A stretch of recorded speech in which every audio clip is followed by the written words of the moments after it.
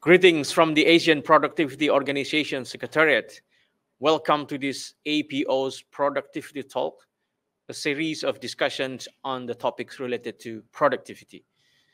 Knowledge management and innovation are two critical activities for businesses or organizations in dealing with complexity. Knowledge management has been identified as a critical management approach in the new knowledge-based economy. The increasing competition, customer demands, and new market areas necessitate the need for organizations to innovate. The speed of innovation enabled by rapidly evolving technology, for example, shorter product life cycles, and higher rate of new product development has altered the nature of economic growth. The amount of knowledge available to organizations has increased the complexity of the innovation to make the innovation happening. Since knowledge management has significant implication for innovation, it is critical that we understand the role of management in impacting the innovation. In this P-Talk, we will highlight the interconnection among knowledge management, innovation, and productivity. The talk is particularly interested in probing the highly independent of innovation on knowledge availability and how it can enhance productivity. The talk also covers how to ensure successful innovation through the management of knowledge that these days tend to be increasingly complex, caused by the explosion of knowledge and information. So to discuss about this topic further, we are joined today from London by Ron Young. Hi, Ron. Hi. So glad to have you here today in this talk. Thank you. Ron is the founder of Knowledge Associates International Group, a company based at St. John's Innovation Centre, Cambridge, UK. He is acknowledged as a leading international expert and thought leader in strategic knowledge asset management. He advised and assisted, among others, the UK DTI Innovation Unit in the production of the UK government white paper called UK Competitiveness in the Knowledge-Driven Economy. He also chaired the BSI, the British Standard Institution's Knowledge Management Standard Committee, and also a member at the same time the ISO International Standard Working Groups for Knowledge Management, Innovation Management, and Asset Management. In addition to that, he lectures on the global knowledge economy and he teaches knowledge asset management at leading universities. He also consults to the United Nations, World Bank, European Commission, and has been working with APO for very, very long time. Last but not least, he is also the author and co-author of various publications on knowledge management. So before Ron Young will start with his sharing and presentation, I would like to invite viewers to leave comments or question in the live chat below. So Ron, you may please start with your presentation. Thank you.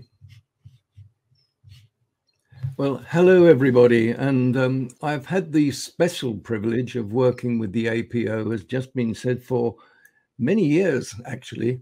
And I'd like to thank the APO for inviting me to speak today and to share my thoughts on what is happening and give you an update with what is happening with knowledge management and innovation and how it might impact us in the future. So I'm going to talk just for the next minutes in my session about, just give you an overview of the work we do, talk about how critical we have as a need now for knowledge working productivity, and especially with what's happening with the latest technologies. I'm going to talk briefly about how practicing the fundamentals of knowledge management and innovation and the work we've done with APO. I'm going to briefly introduce a framework which will show you how it will help with integrating various disciplines across the organization that impact knowledge management and innovation. And finally, briefly, I thought I would share with you the impact that artificial intelligence is likely to have and is actually having right now on knowledge and innovation management with a small summary. So let's get started. So I'm based in Cambridge. We are an international group of small research and education companies. And as pictured here, I'm based at the St. John's Innovation Centre, which was established we've been there since 1995. It was established by St. John's College, part of the University of Cambridge, in 1987 as part of a larger innovation park. And it hosts and supports knowledge and innovation-driven companies. It's an innovation hub, and it's primarily concerned with helping innovative startups with knowledge-driven products and services, although it also houses large international organizations, one of them being the British Standards Institution, which has a small team of people there working with data analytics and artificial intelligence.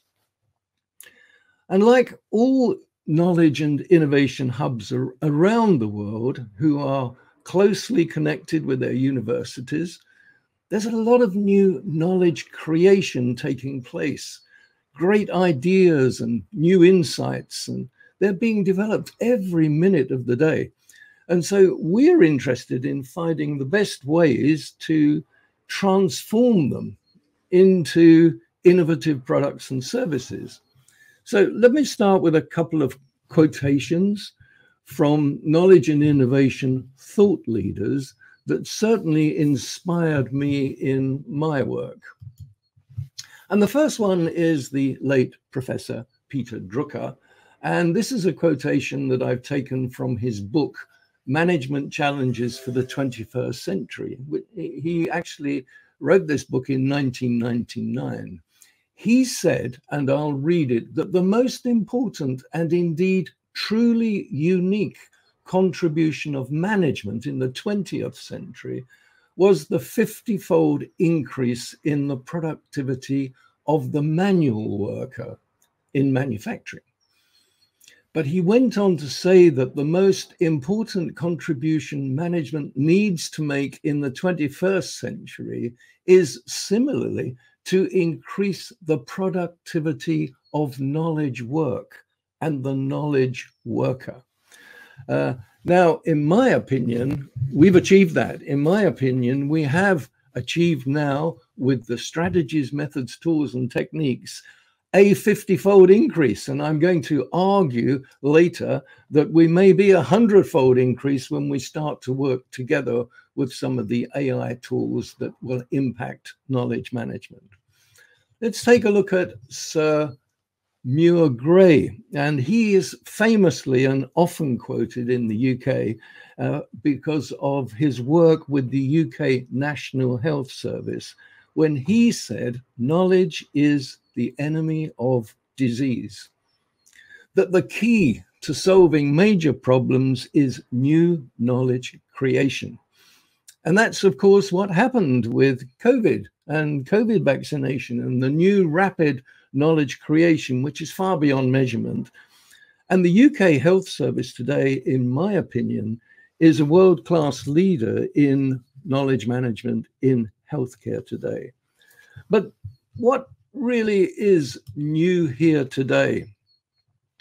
Have we always managed our knowledge? What's so special about it?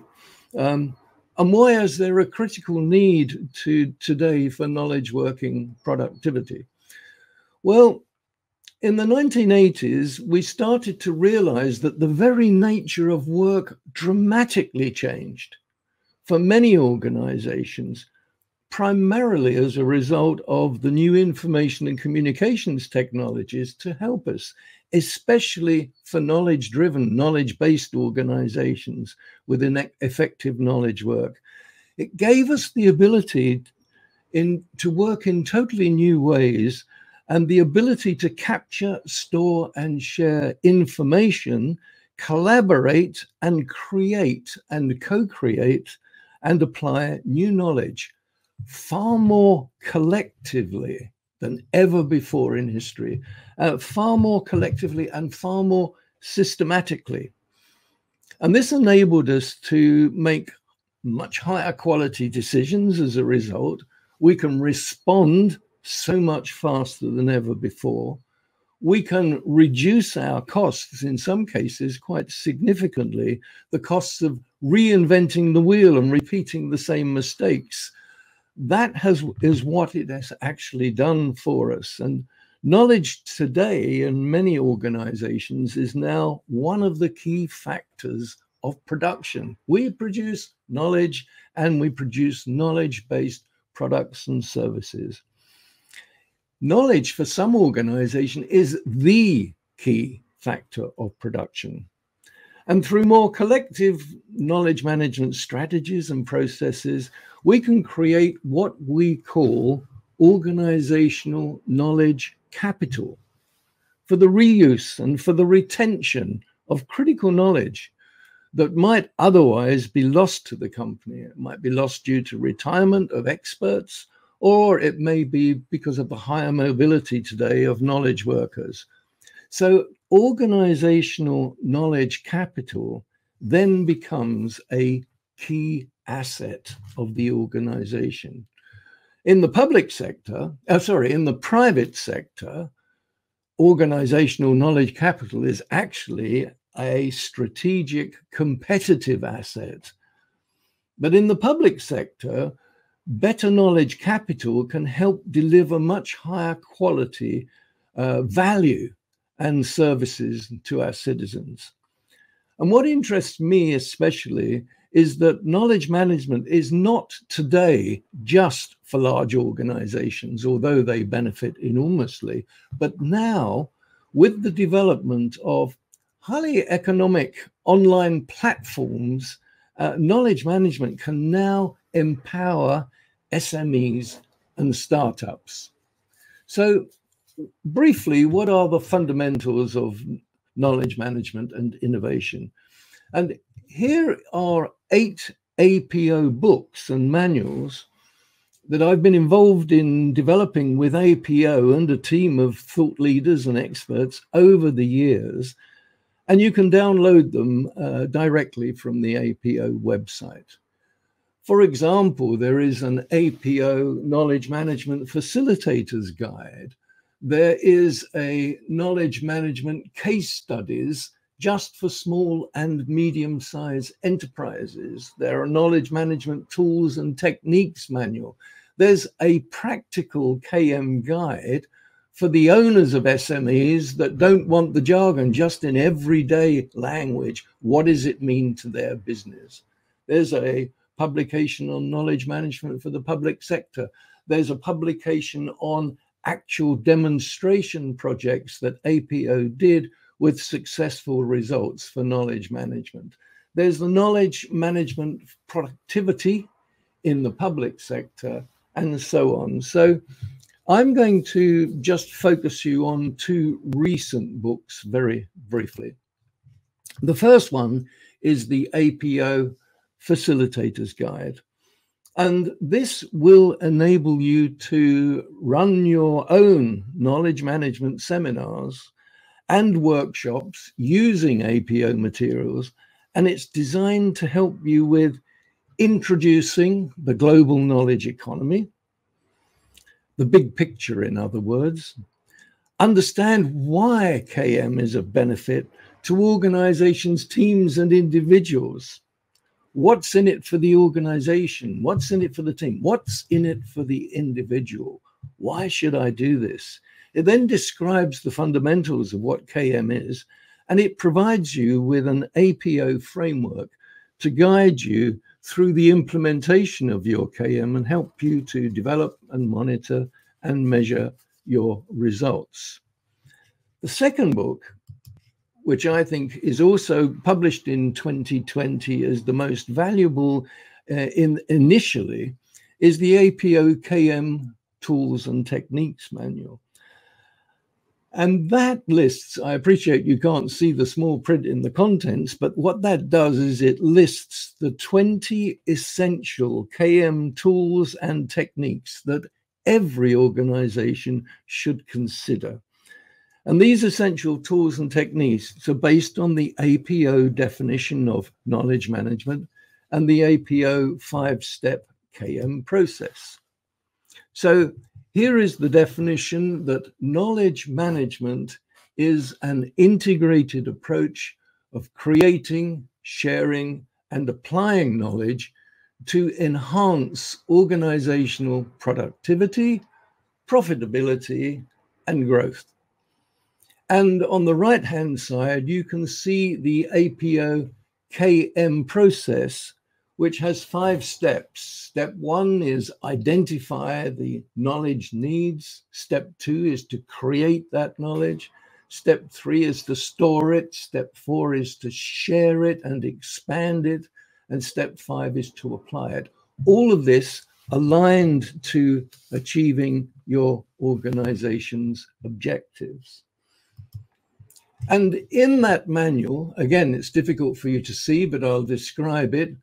Along the top, horizontally, the 5 steps that I've just mentioned to embedding the KM process in your organization are listed. Identifying the knowledge, creating, storing, sharing, and applying. And vertically is listed 26, and certainly the top 20 essential tools.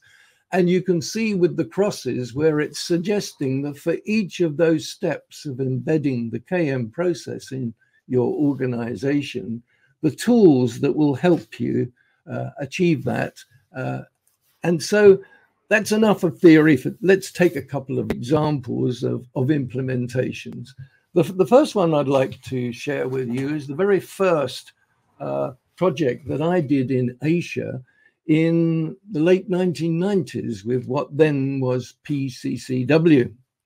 And together with the Hong Kong Productivity Council, we worked with them to achieve a major increase in productivity and leveraging customer knowledge.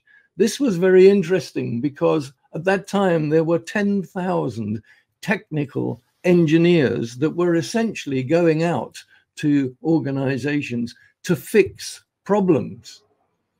And very well. But then it was realized that they were building relationships and they had customer knowledge, which was extremely valuable. And so there was a change of mindset to not only be a technician, but to be a knowledge worker. Can you imagine 10,000 knowledge workers with all of that customer knowledge working to improve the knowledge between the organizations? A good example of how mindset can have a big impact. But another example I can give you, again, this one is from Hitachi Nuclear Energy in Japan. Here, this case was actually published in the Hitachi Review 2020, as you can see in the reference below. And Hitachi GE Nuclear were very interested in the idea of better systematically creating, accumulating, and transfer nuclear energy knowledge in order to become capable to design, build, maintain, and decommission nuclear plants anywhere in the world with absolute certainty. That is the KM vision. And there are 3 key things I want to draw your attention to. The first one on the bottom left is transfer knowledge from person to person. This is vital. This is top of the agenda for many organizations. And they identified the key knowledge areas that if you really could better manage knowledge would make a big difference to achieve the objectives, and worked how to systematically transfer it from what an expert to what they call the nexpert, to maintain and improve organizational capabilities. The second is connecting people to people. And if we get problems, how can we find the right expert who knows the best solution? Who has the best experience and best knowledge to collect people to people to solve problems? Expert location is key. And the third one was not connecting people to people, but better connecting people with the right information, more systematic organization of information, and the transfer of information across the organization. What about international standards? What role might they play? Well, the International Standards Organization, as many of you know, is a global organization where 167 national standards bodies in each country come together, and through a process of consensus, they will arrive at an international standard. And there are two standards that I wanted to bring your attention to. The first one on the left is the knowledge management standard that exists, ISO 30401, which was actually published in October 2018. And on the right, the standard for innovation management, ISO 56002, which was published in 2019. Now, I'm involved in ISO standards development, and there are two key words that I wanted to bring to your attention when we write standards. The words are shall and should. In the standards, knowledge management or innovation management, if we say shall, then that is a requirement. And in the knowledge management standard, for example, there are over 50 shalls that you need to comply with if you want to achieve a certification.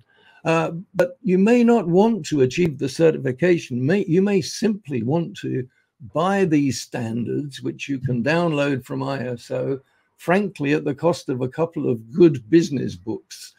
And there you can use these standards at least as a benchmark, or at least you could assess your progress. You could assess how you're doing against these 50 shalls.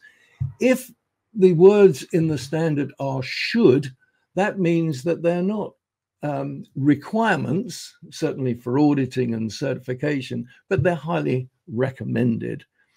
And so I would recommend that if you haven't already, you look at these standards and how they might be able to help your organization with ensuring that the fundamental requirements of good, effective knowledge management and innovation are in place.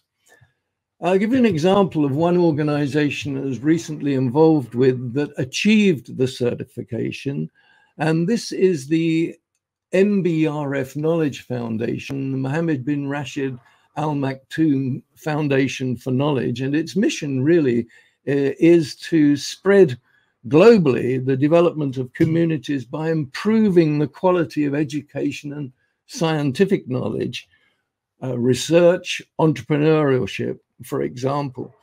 And their fundamental work is knowledge as a knowledge foundation, and they publish together with the United Nations Development Programme annually a global knowledge index, which will list all of the countries in the world and how they're ranked according to the criteria that they've set for effective knowledge management and innovation. And what I find so interesting with this as well is that they are focusing on the UN Sustainable Development Goals and the criteria around that.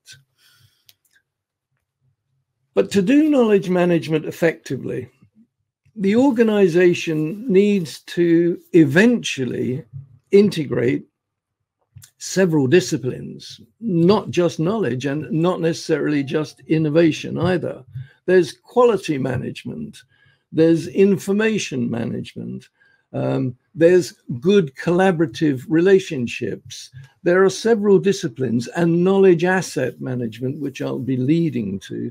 And so we started to see the need for another framework, but this framework is to help you to integrate. And I'd like to briefly introduce that to you. And so this framework will help an organization assess where they are today on their journey towards business excellence and integration of these disciplines in a more holistic management style. Very briefly, the vertical axis shows the scalability from a personal dimension. Personal knowledge management is vital as well, not just organizational, but the individual wanting to do it anyway for the benefit it gives them as a knowledge worker to increase their productivity and innovation. The team dimension, working in knowledge teams. The organizational dimension, organizations working with one another, the inter-organizational dimension, and the global dimension. So they're the 5 scalable dimensions from personal to global, if you like.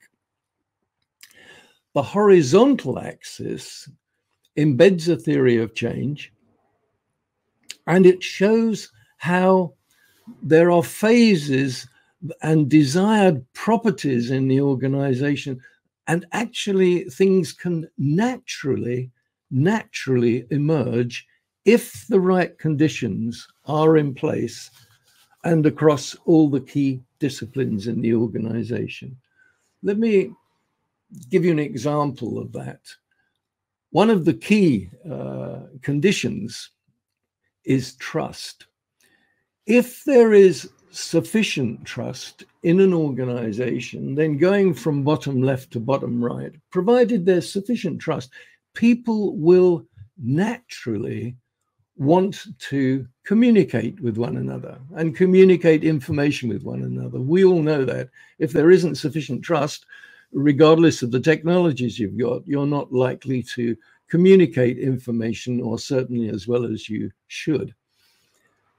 If people communicate information more openly, more two-way, more frequently, where it's appropriate to do so, people will then naturally want to start collaborating with one another. And the key thing that we've learned with knowledge management and innovation in particular is that effective collaborative teams create new knowledge faster than any other way. Co-creation, collaboration and co-creation are fundamental. If that's the one key thing to do, if you can bring about more effective collaborative teamwork, you will naturally start to see more co-creation and more innovation. You cannot stop it. It will naturally happen. And as people are communicating better, cooperating, collaborating, co-creating new knowledge, they cannot help but naturally learn faster, learn better. And that's when they start to better manage knowledge. And again, effective knowledge management in itself will naturally ensure and feed into the innovation management process in the organization. And finally, if we're doing all of those things better, we will start to see the need to integrate across the different key assets that we have there, which we call knowledge asset management or intellectual asset management. They're the same terms. And in the bottom of this framework, in red, are the ISO standards that are the main standards that will help and underpin these columns or pillars, if you like. ISO 27001, cybersecurity and information asset management. ISO 44001 is collaborative relationships. ISO 30401, as I've mentioned, is knowledge management. ISO 56002 at least is innovation management. In fact, there's a family of 56,000 standards for innovation management today. There's about 5 or 6, and maybe even 7 published now. And finally, ISO 55001 is the asset management standard. And of course, all underpinned as well by quality management so that we can better ensure higher quality knowledge. And so this framework helps us to integrate by saying, where are we now? Where would we like to be in 6 months or 12 months' time, ultimately towards achieving better results. It's not a straight line from bottom left to top right as the arrow shows. The arrow is showing the direction that we're moving. We can actually achieve that various different ways. So let me give you two more public sector examples of this. The first one is the European Commission. And the European Commission is committed, heavily committed through their knowledge management and collaboration programs through the European Commission Joint Research Centre to play a central role in creating, managing, making sense of collective scientific knowledge for better policy making, for better EU policies. And secondly, let me give you an even more recent example of public sector of combining and integrating knowledge management, innovation management, and productivity towards better knowledge asset management in the public sector. And this is the UK government. In April 2021, the UK government published a report called Getting Smarter, a Strategy for Knowledge and Innovation Assets in the Public Sector. And at the same time, the UK government published the report Draft Guidance on Knowledge Asset Management. Now, these two reports shown in white there are a result actually of a 2018 report to the UK government. It was a UK government budget report, and it stated that within the UK public sector, there was tremendous and highly valuable innovation taking place. I've mentioned the National Health Service, Ministry of Defence. There's lots of examples of high innovation occurring, but it wasn't reflected properly, if at all in some cases, certainly in any of the financial balance sheets and valuations, but as importantly, if not more importantly, it was not being fully utilised and cross-fertilised across government departments. The report of April 2021 set out an implementation strategy that focuses on overcoming these barriers that were identified in this Budget 2018 report. And the resultant Rose Book, as you can see on the right, is the guidance on knowledge assets in government, which was published in December 2021. And although this work was originally from HM Treasury and Budget, it moved to the Department for Business, Energy and Industrial Strategy for its delivery phase. And this new Government Office of Technology Transfer was launched in the autumn of 2022.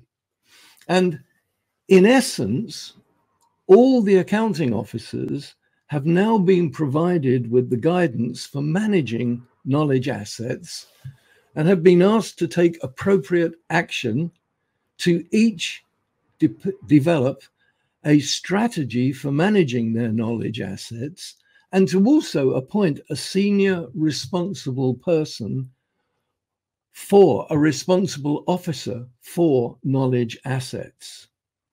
This is a major step forward, I believe, in the public sector for knowledge asset management. And the reports that I've just briefly presented to you are all available to download on the web. So finally, I'd like to take just a few minutes to pose the question, what impact will this will AI have on knowledge and innovation management, as everybody is talking about it currently? And I imagine that many of you today have heard about the AI tool ChatGPT-3. It's taking storm around the world. It was launched in November. And I am of the opinion, as I've been following AI over the years, that AI has reached a stage where it will have an enormous impact on knowledge management, on innovation, on productivity. But there will be a turbulent transition, I'm sure, as we try to align what is rapidly accelerating and advancing technologies on the one hand with the need for ethical design and the creation of new jobs, new higher value jobs for knowledge working.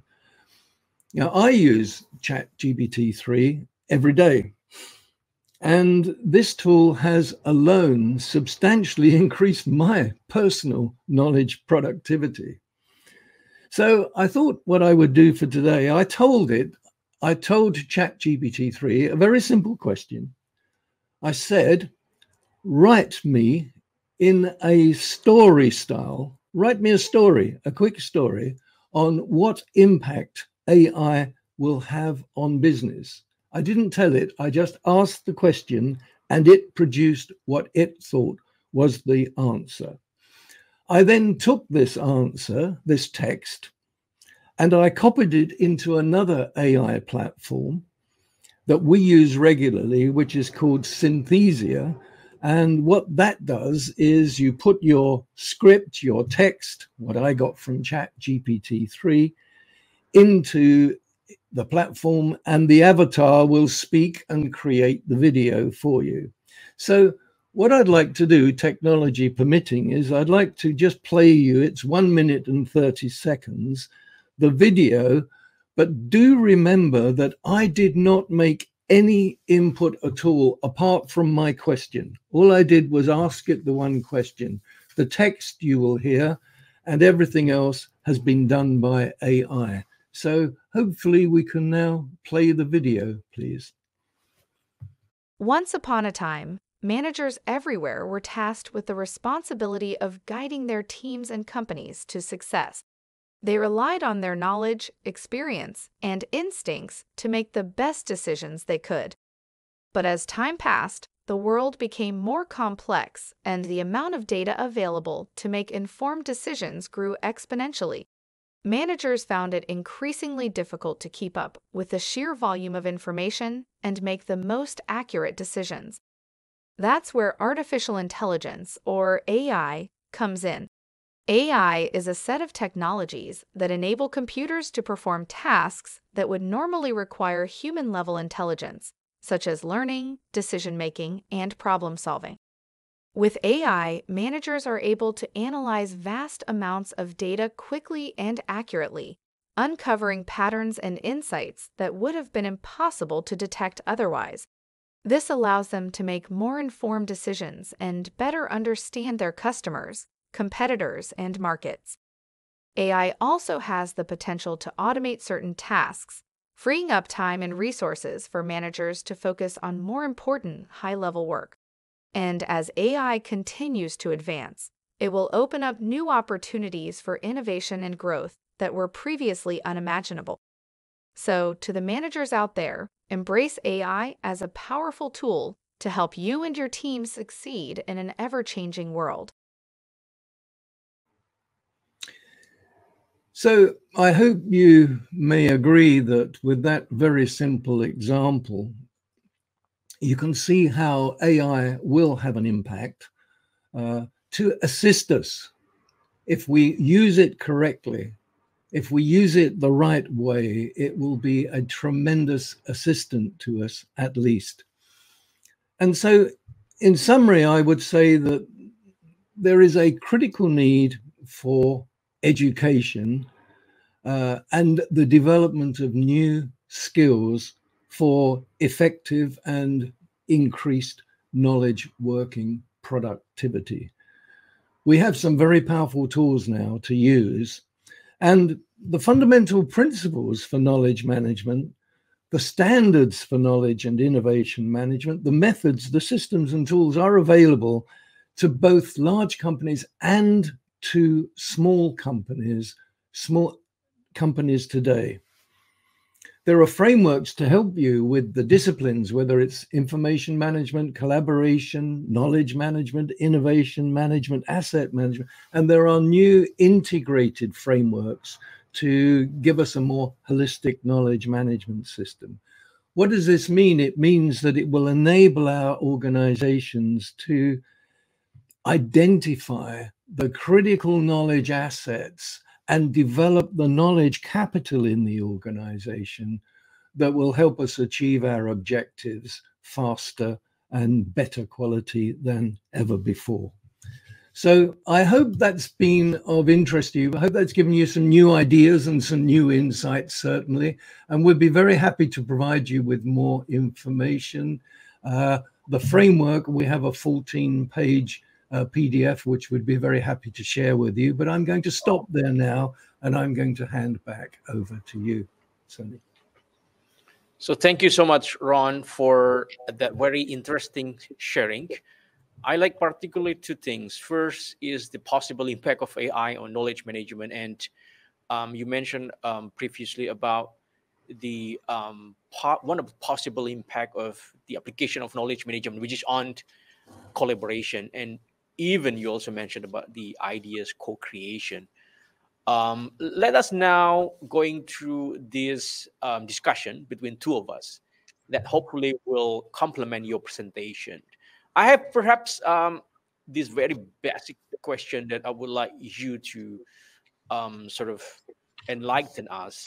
Can you explain what makes knowledge or intellectual capital, they call it, is crucial for the progress of the society, be it in the form of economic, socio-economic progress, innovation, and productivity?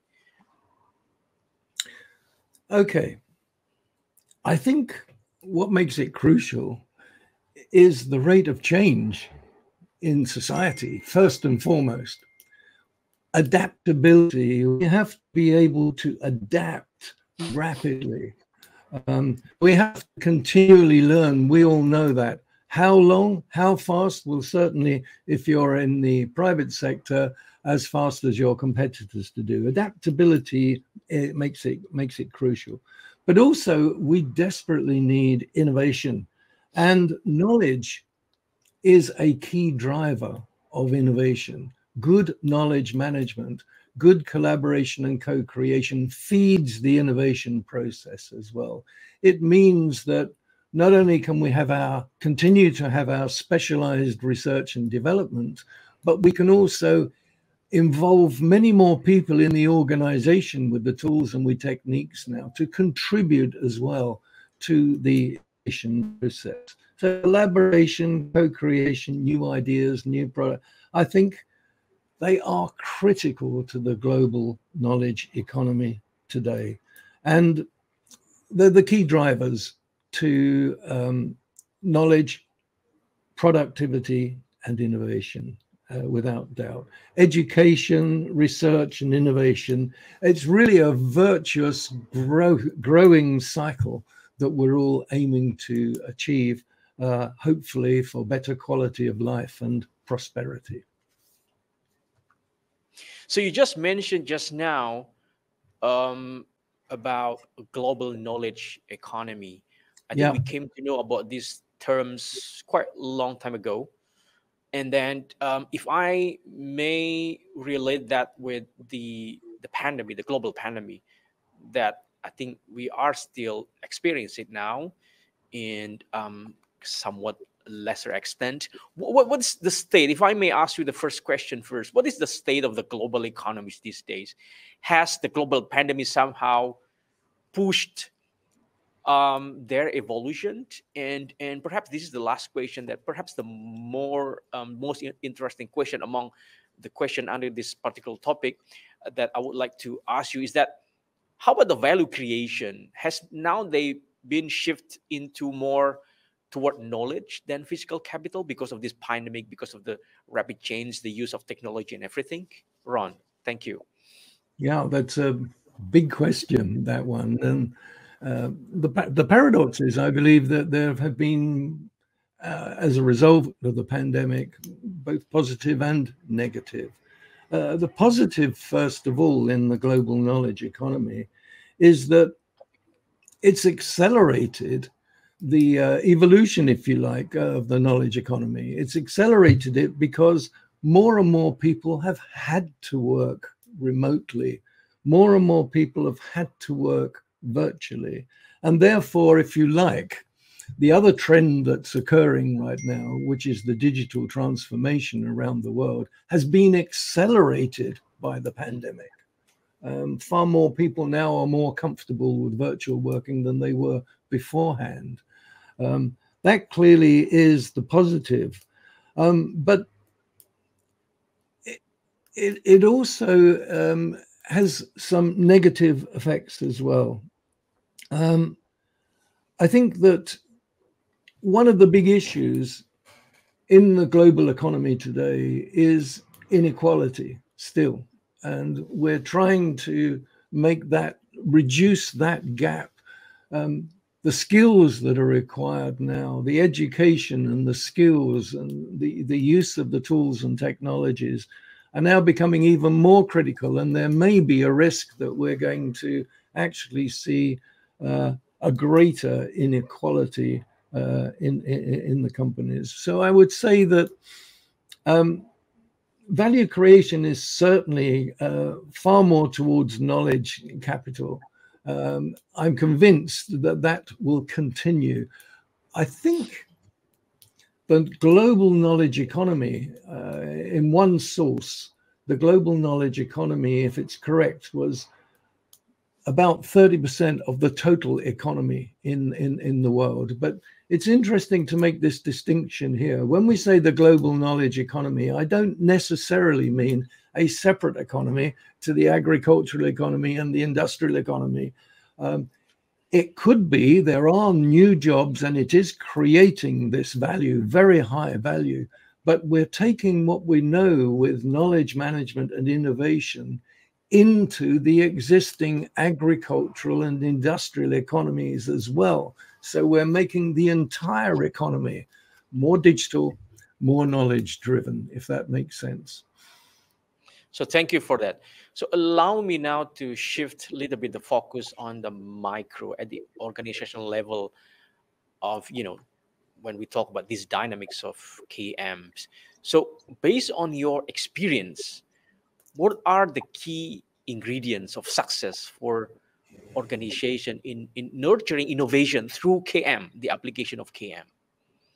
Right. Well, I guess I would start by saying,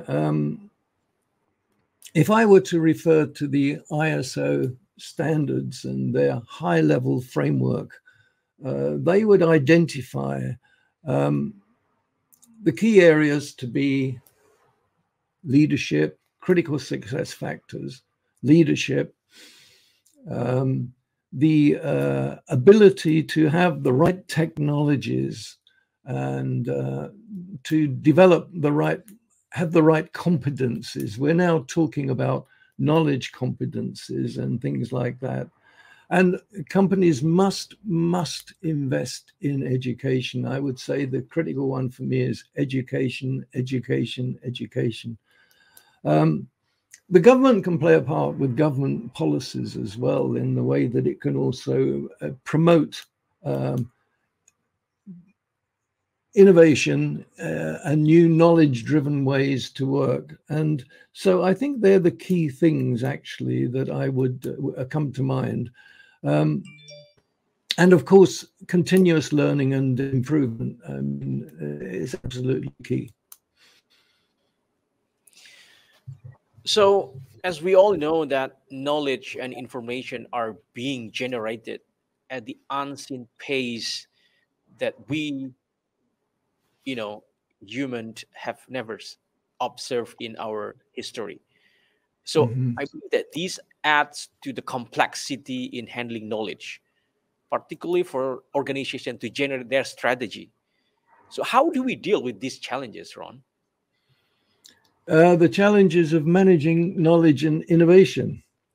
Well, I think it all comes down to the organization having a very clear understanding of its vision and objectives. That's the key thing. With knowledge management and innovation, we can identify the key areas that if you really could manage your knowledge better and innovate better, will make a big difference to achieving your objectives. That's what we really want. The big differences. Of course, we want continuous improvement and incremental improvement. That's a given. But it can actually make some big differences. So clear understanding of objectives is the vital thing. That needs to be supported by a knowledge management system, and it needs us to develop the culture of knowledge sharing, which is easy to say, but not necessarily as easy to implement. When I run workshops around the world, the question I always get asked is, why should I share my knowledge? I don't have time to share my knowledge. My knowledge is my value. Why should I do this? And therefore, that's education. We really do need to not only have clear objectives for the organization, but as importantly, the people in the organization that are going to be part of this need to see the benefits for themselves, for their team and their immediate workplace to want to be able to do it. And of course, we must always be aware of the technology trends and how that can support and enhance our work. But it all comes back to clear objectives, in my opinion. So my next question will be about the possible impact of AI on KM, and then perhaps later on the innovation and productivity.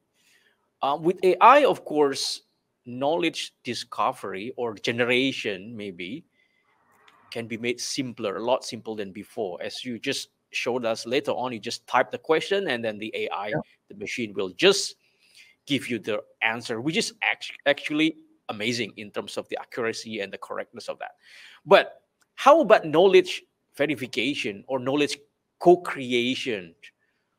Would company, if we talk about company organization, would company task their strategy formulation more to AI rather than human in the future? It's a big question that everybody is asking, of course. I have no doubts that AI will have a major impact and has already for many years, although we haven't realized it. We're all quite happy with the comfort of saying, Siri, ring my wife or something like that. That's all AI built in. We may not be so aware of the fact that even the desktop tools we're using, whether they are perhaps Microsoft Excel or whether they're Google tools, all have a lot of AI already built into them to help us summarize. We use another AI product in all of our meetings in our company. We have an AI product which happens to be called otter.ai, and we invite it to the meeting. It listens and records everything. It creates a transcript for us. It then goes through and summarizes the key points and the action points, and even suggests some possible insights that we can use. It's another opinion. It's a very, very effective executive secretary as well in what it does. So in terms of verification of knowledge, where we can automate the processes, we will. I believe that what can be automated will be automated. What can go on the web will go on the web. And the job for us and companies is to focus on how this can enhance human capability, not compete with, but enhance. Although there will be some turbulent transition in the beginning, ultimately, this can enhance, provided that we develop the skills in our organization strategies to develop the skills of people working, if you like, collaborating with some of this AI together to enhance the productivity. That's a better way for an organization to look at it, in my opinion. So you mentioned in your presentation several examples of the application of knowledge management in public sectors. You also showed one of the practice success story there, I would say, in UK, and you have been also around giving training workshop on this KM to so many different and diverse participants. So if I may ask you, what is your general overview of KM practices in public sector organization? I mean, just general overview. You may, like have an example on that. And then what are the biggest challenges faced by public sector when they implement this KM? Yes.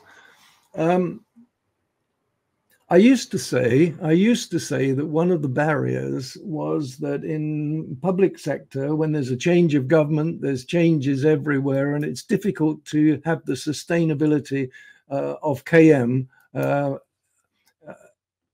But I don't say that anymore now, because I'm starting to see some major changes that have been implemented in the public sector that will ensure more sustainability. And the example I gave for the UK government with knowledge asset management, I think is a major step forward. And I think the public sector there are leading in that area. But that aside, because of the nature of a public sector to provide services, there tends to be more bureaucracy and more administration and more less, more risk averse, I would say, than what you see in the private sector. And that's always been a challenge for innovation.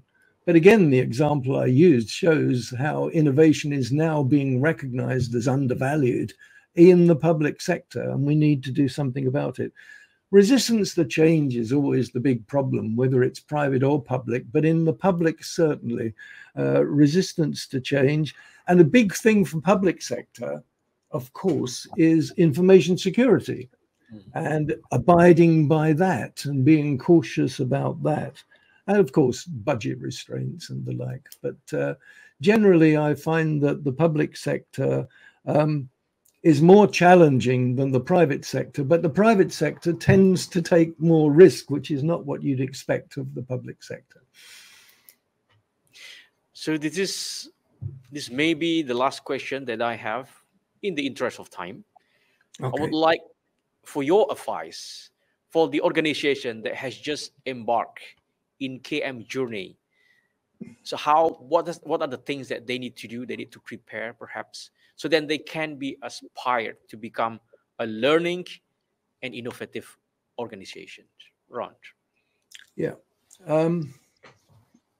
Well, as I've said earlier, I'm going to say again, education, education, education. If people really understand the benefits to them as well as the benefits to their organization, then we will start to move forward. I always recommend to an organization that's starting that they consider a small, manageable pilot, not to do KM across the organization immediately. We learned in the early days that that's not the right thing to do.